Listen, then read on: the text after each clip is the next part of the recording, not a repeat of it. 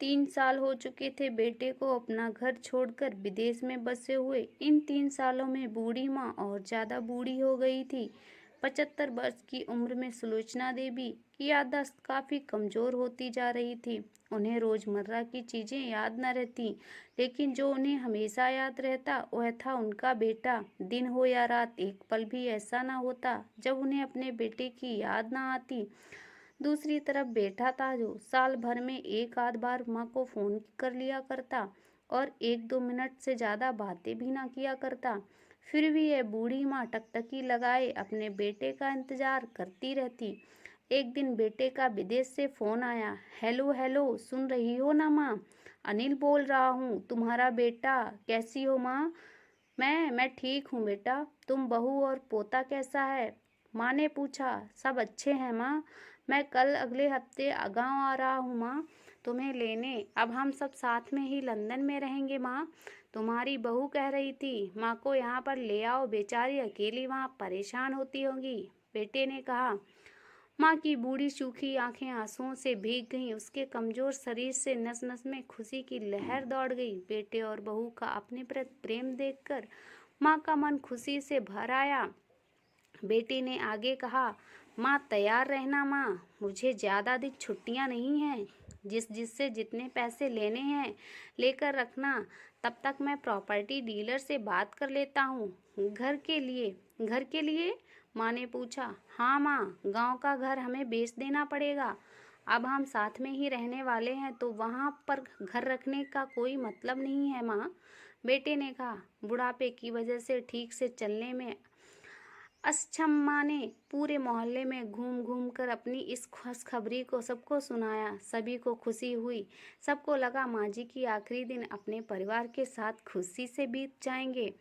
घर वापस आकर माँ ने अपने घर के कोने कोने को ऐसे देखा जैसे वह अपने दूसरे बेटे को देख रही हो। देखे भी क्यों ना, उस घर को बेटे से कम थोड़ी समझा था। अपने पति के साथ 40 साल यहीं तो बिताए थे, लेकिन अब मजबूर थी बुढ़ापे के साथ आखिरी साल बेटे और बहू के साथ बिताना चाहती थी।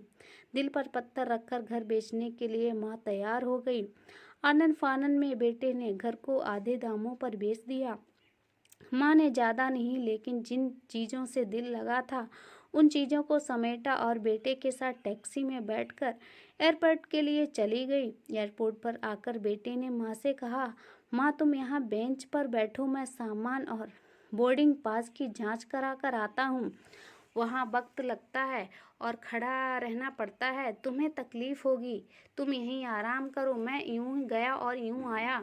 माँ बेंच पर बैठ गई और बेटा अंदर चला गया। काफी समय हो गया बेटा वापस नहीं लौटा। माँ सोचने लगी ज्यादा भीड़ होगी इसलिए देर लग रही होगी।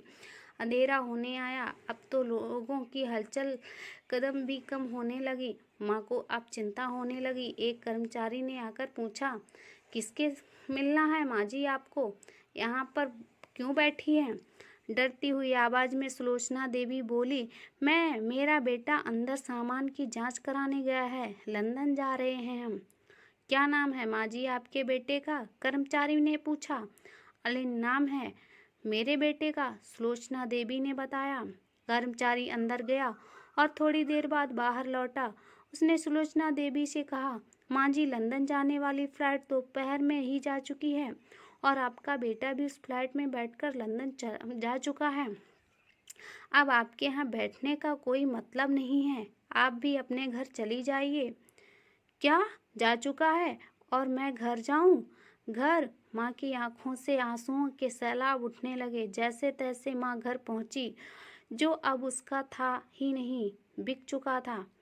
वो वहीं बरामदे में तुलसी के पास सो गई। घर के नए मालिक को उस पर दया आई तो एक कमरा किराए पे उसको दे दिया। पेंशन के पैसों से खाना और किराए का बंदोबस्त हो जाता था।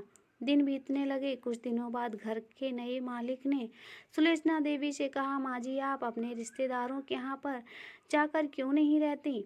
इस उम्र में आपके लिए वहीं अच्छा होगा। अच्छा तो होगा, लेकिन अगर मेरा बेटा वापस आया तो उसका ख्याल कौन रखेगा?